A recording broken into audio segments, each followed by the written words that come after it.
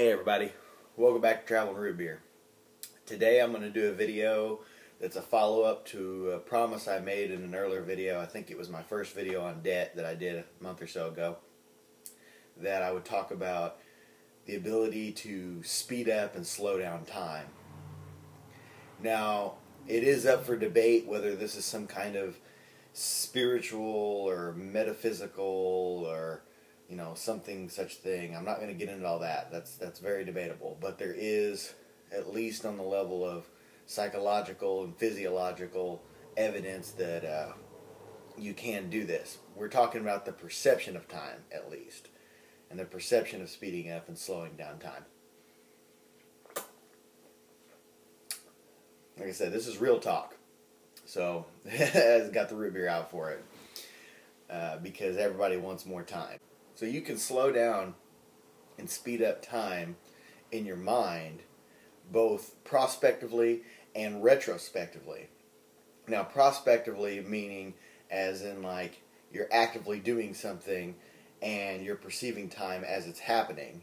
And retrospectively as in like you're looking back at things you've already done and you're noticing whether it seemed like it took a long time or it was very quickly, or whether it was just yesterday or it feels like it was years ago. Now, obviously, retrospectively, you want it to feel like it was years ago, because then that means you have other memories to take up the time between that event and the current state, so you've lived a more full life. Whereas if it feels like it was just yesterday, then you're like, oh my God, where did the time go? There's two statements that people usually use to talk about their perspective perception of time, and that would be time flies when you're having fun, and if you wait for a pot to boil, it'll never happen. So time flies when it's having fun is basically like you're saying you're enjoying what you're doing and then it goes by real quick. And waiting for a pot to boil and it never happening is like you're sitting there and you're monotonously watching a pot waiting for it to boil, and it just seems like it never happens. Well, I'm here to tell you that you don't have to have a period in your life where you look back and say, where did the time go? It's going to happen inevitably, but you can kind of control that. I'm going to tell a story about a lady that I work with. I'm not going to mention her name for obvious reasons, but just maybe a month ago, she told me, she's 63, and she told me, oh my God, just seemed like yesterday I was 25, and the same day I was 40, and getting to know her, she's a great lady, nothing wrong, I'm not saying that, but getting to know her, I've come to know that she just really hasn't done a lot with her life. It's been very monotonous.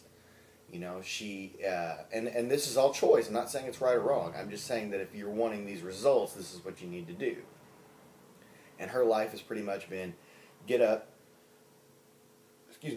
go to work, go home, da-da-da-da-da. Well, if you do the same monotonous thing for any set period of time, it's all going to blend together and nothing new is going to be coming into the mix. And so it's going to seem like everything's been really bland, and you're not going to have anything vibrant that is going to call to your memory. And when you do have things that call to your memory, that's actually going to work against you in that case, because you're going to have so many things so far and in between each other that the times you're not doing anything spectacular is going to be even more drawn out. So the reason why you perceive time as if it's going by fast is there's vibrancy and enjoyment and novelty, and it's just so much different than what you're normally doing. So my purpose of this video is to tell you that if you're constantly doing new vibrant things and new novel things, then you're not going to have too many periods of monotony, and so that will equal very few periods in time where you look back and say, where did the time go?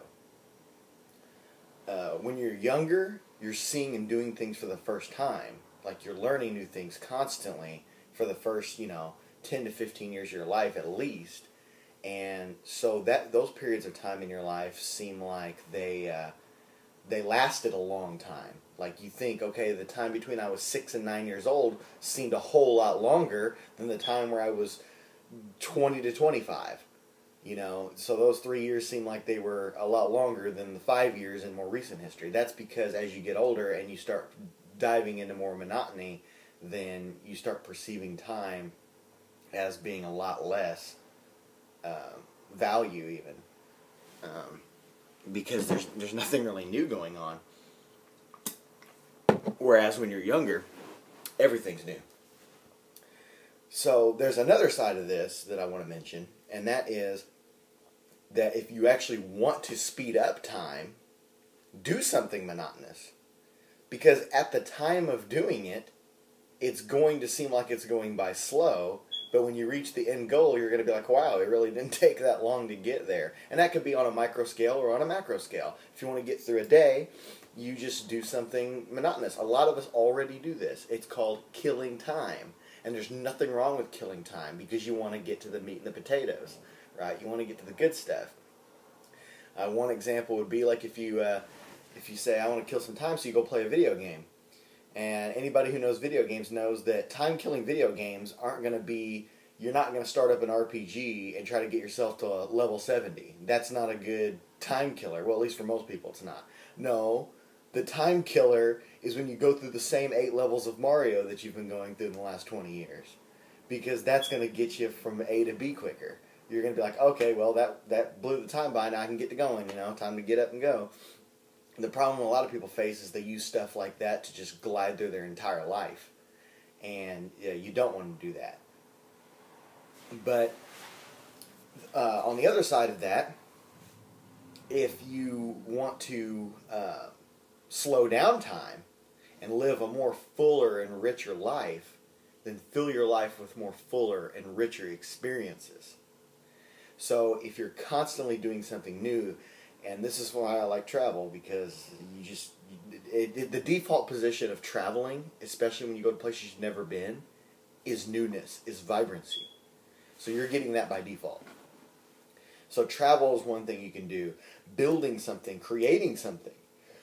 Excuse me again, this root beer is really sudsy. I mean, look at that. Look at that head on that root beer. Anyway, so building and creating something, it has a double benefit. Because while you're doing it, it's new, it's vibrant, it's got your attention, and it's making time go by fast in the process, but you're going to be able to look back on the project you created, and it's going to constantly serve as a memory of that time. And I'm talking about anything from building your own house. It could be building a table, for that matter. It could be having children, because people who have children in their older age can look back and they can connect with the past through that. And certain things, depending on how they've lived their life, is going to feel like it was a long time ago, and certain things are going to feel like it's just yesterday. But that's a whole other thing. My point is that whenever you have something that you did yourself, you put together, you created, you accomplished, then you have much more connection with the past there, and it's going to feel more fuller and richer.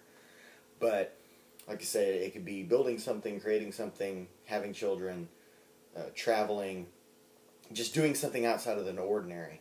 All of those things accumulate in your life, and your life is going to feel like, while you're doing them, they're going to go by real fast. But you're not going to care that it's going by fast because you're going to be enjoying it the whole time. As long as you just keep filling yourself with full and rich things, then it's going to feel good. Retrospectively, you're going to look back on it, and it's not going to seem like it was a long time ago. It's just going to seem like a stream of never-ending vibrancy. Whereas if you do something monotonous, then, like I said before, it's just going to feel like, where did the time go? And, you're just going to, your life is just going to feel dull at that point. They say that people on their deathbed, never lay down and they say, oh man, why didn't I get a few extra hours sleep 20 years ago? Why didn't I do this? The things that the people on their deathbed are regretting is not doing something full and rich with their time. They're not saying, oh, why didn't I work those extra hours of overtime when I was 30? That would be silly, of course. I know that me personally, I'm 27, which is still really young.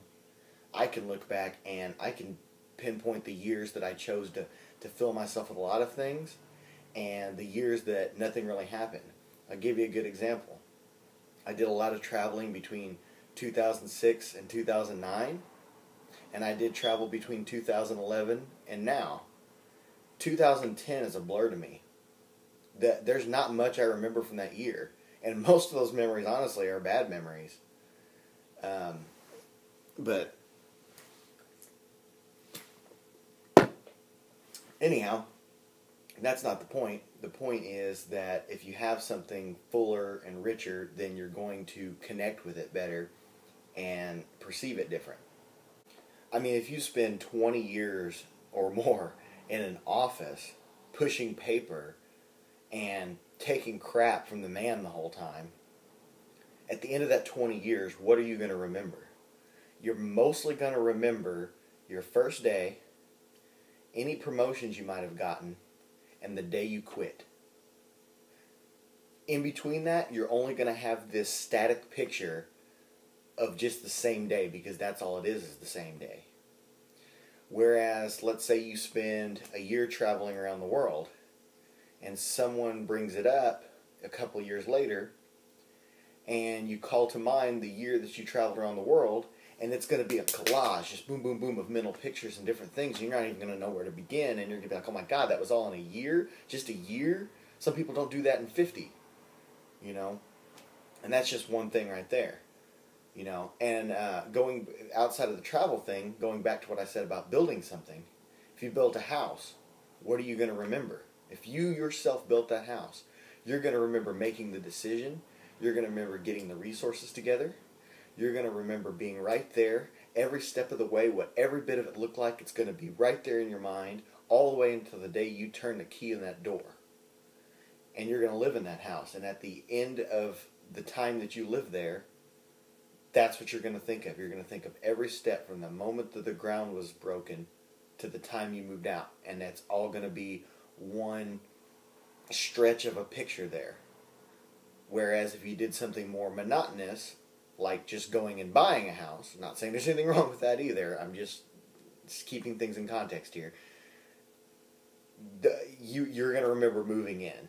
You're not going to have any other connection to the house other than the memories that you build during the time you live there. But if it's your own project, your own creation, you're going to perceive it different.